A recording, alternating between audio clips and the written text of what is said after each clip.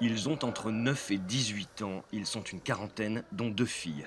Ce sont les élèves de l'école de Tauromachie de Madrid, la plus ancienne de toute l'Espagne. Tous n'ont qu'une idée en tête, devenir un célèbre matador, celui qui met le taureau à mort.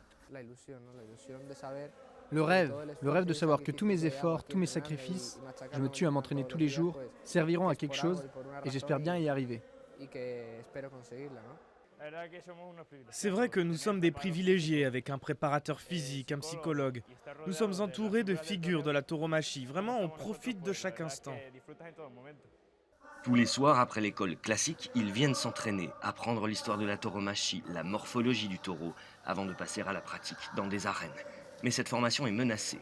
La tauromachie est de plus en plus controversée en Espagne. La nouvelle municipalité de Madrid a décidé de supprimer sa subvention annuelle de 60 000 euros. Ils veulent porter un coup dur à la tauromachie parce qu'ils savent qu'ici, il y a les bases et l'avenir.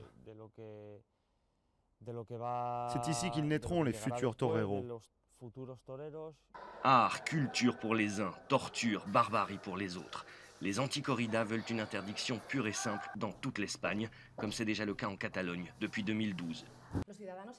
Les citoyens espagnols pensent de plus en plus que les mauvais traitements et la torture dans une arène doivent être interdits.